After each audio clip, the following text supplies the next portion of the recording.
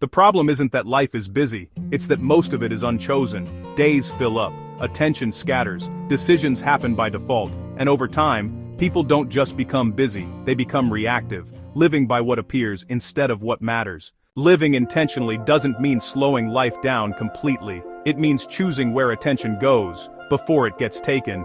In an overstimulated world, this becomes difficult, not because intention is impossible, but because stimulation is constant. It competes for attention, at every moment. Intentional living is not about escaping modern life, it's about relating to it consciously.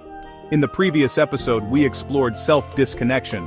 This is where reconnection begins to take shape. Intentional living starts with one realization: attention is limited, and whatever captures it, shapes your life. Without intention, stimulation decides. With intention, choice returns. Intentional living is often misunderstood. It is not rigid control. It is not perfection. It is awareness. The ability to orient attention toward what matters, and let the rest fall into proportion. It is not about controlling every moment. It is about choosing more moments consciously.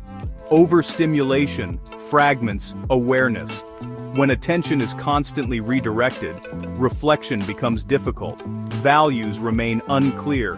Preferences blur. People react instead of respond. Intentional living requires space, not silence forever, but moments where nothing is competing for attention, because without space, meaning cannot surface. Modern environments shape behavior before awareness. Notifications, feeds, schedules, systems, they guide attention automatically. Intentional living begins by noticing this, not to fight everything, but to interrupt selectively. Small changes matter. Where attention starts, what is allowed to interrupt, when input is paused. These are not major life changes, they are small, consistent decisions. Many people try to live intentionally using external systems, rules, routines, productivity methods. These can help, but only when they remain flexible. When intention is fully externalized, self-connection weakens again. True intention comes from within. It is felt, not imposed. Here's the shift that makes intention possible. Intentional living is not doing more of the right things, it is doing fewer things, on purpose. Goals give direction, but values give orientation. Goals end, values remain. In overstimulated environments, goals multiply quickly, but values stay quiet. Unless you return to them. Intentional living means reconnecting with what feels meaningful, what sustains energy, what aligns with who you are, not constantly, but consistently. Living intentionally includes discomfort, saying no, allowing boredom, not reacting immediately. This can feel unnatural, but it's not failure, it's adaptation. The system is learning. It doesn't need constant stimulation to feel safe. Over time, clarity replaces restlessness.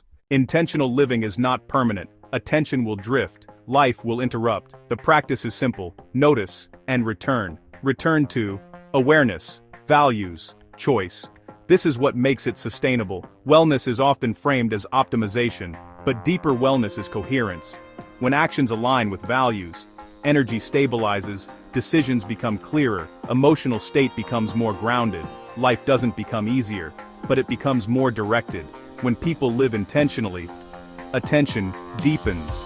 Meaning returns, relationships stabilize, self-connection strengthens, not because life slows down, but because it becomes inhabited. Intentional living brings people back to themselves, but one final question remains. How do all these patterns, attention, emotion, meaning, self-connection, come together into a coherent way of living? That question leads to the final episode: how to integrate everything into a life that feels whole. If this reflection resonated, pause before moving on. If you value thoughtful explorations of wellness, conscious living, and human behavior, consider liking this video so others can find it. Subscribe for reflections designed to support clarity, balance, and intention. And share below. Where do you want to live more intentionally?